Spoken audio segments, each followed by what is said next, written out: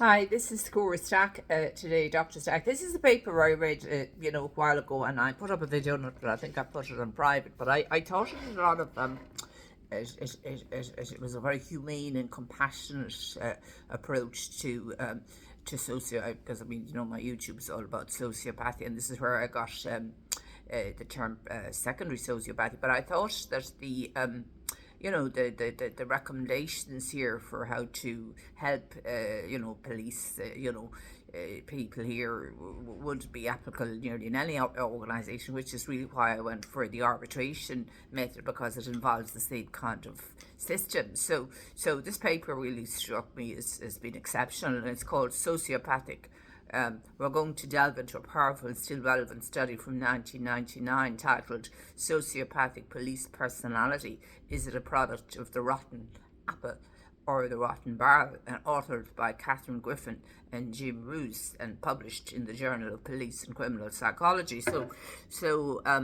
There are two major theories about police misconduct. One is the rotten apple theory, says that bad officers are simply bad apples, individuals who are already morally flawed before joining the force. The solution: screen better, hire better. The rotten barrel theory argues that the system itself, the environment, the culture, the stress, can even turn good people bad. This paper strongly supports the rotten barrel theory, and I would have to strongly agree with that. Not only that, but I would say this would be, in a lot of organisations. So you could just map this into so many public bodies, and you'd have exactly the same thing. So this is why I was wowed by this paper.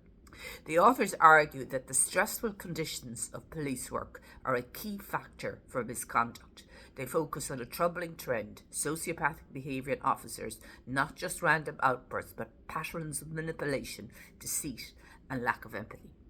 There are two types of sociopaths: primary sociopaths born with traits which predispose them to antisocial behaviour; secondary sociopaths shaped by environmental stress, peer pressure, and cultural norms, just like in policing.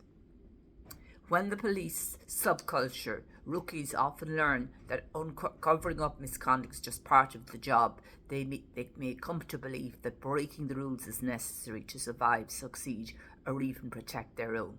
The system, the barrel, rewards silence and punishes whistleblowers. So here's where we are.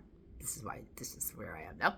The environment of policing offers almost unlimited opportunities, but this is in any organisation, any top place, for abuse of power, corruption, deceit, and without proper oversight and intervention, even decent officers can be reshaped into something dangerous.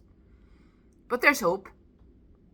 Griffin and Roos suggest the key reforms, including regular psychological evaluations, early interventions for officers under stress, ongoing training in mental health and ethical decision making. So this is what I'm saying we should have in our arbitration first system. All of this is all influenced my my thinking in what should go into the arbitration first system. This is it's all the research that it informs my thinking. These steps can help stop the transformation before it begins.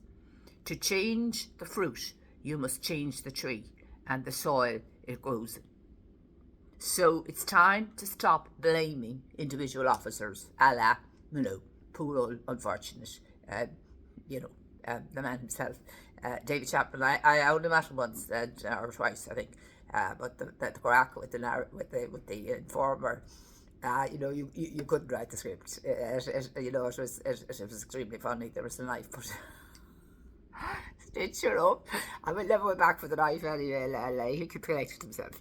Anyway, he knows where it is. Don't worry. It's time to blame. It's time to stop blaming individual officers and start visiting the system that shapes them. This is now for Mr. Justin Commissioner Kelly. He's got to read this article. He's known to be very, very, very intelligent and very academic. So I would advise him to read this paper. I've read it before him.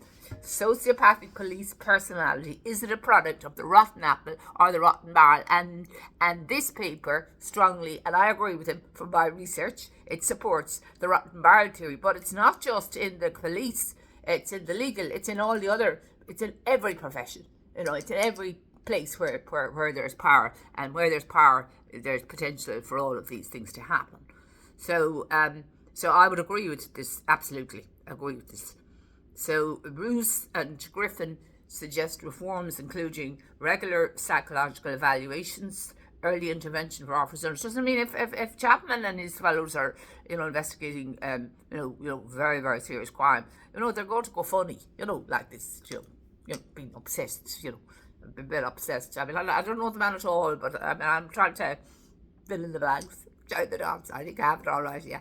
Ongoing training in mental health and ethical decision making. This can stop the transformation before it begins. To change the fruit, you must change the tree and the soil it grows in. It's time to stop blaming individual officers and start fixing the system that shapes them. And it would be like that in a lot of systems. So that's why I'm saying we need to go to arbitration first and incorporate all of this thinking into how we manage these kind of situations. Let us know your thoughts in the comments. Like, share and subscribe for more deep dives into criminal psychology and justice reform. So that's the story. So it's been quite a journey between examining, and of course I did dedicate the paper to the wonderful Mr. Morris McCabe, or Sergeant Morris McCabe, but also to one of the most senior Supreme Court judges who passed away recently, and who Mr. MacDougall spoke very well of in his not obituary, but whatever it was.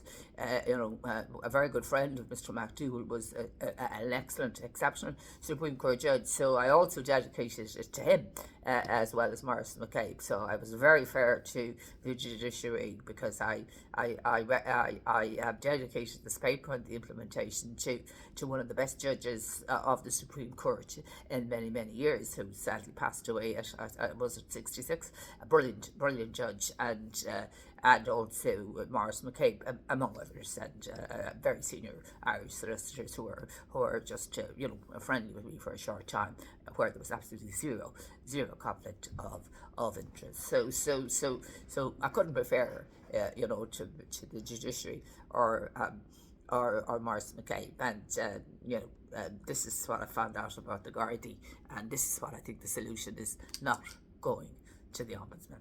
So that's why I'm looking for an arbitration first, and this has influenced my thinking, and it's in the YouTube video about the concept of primary secondary sociopathy, and it came from this paper, which stayed with me for a long time, because I thought it could be applied to more than the police.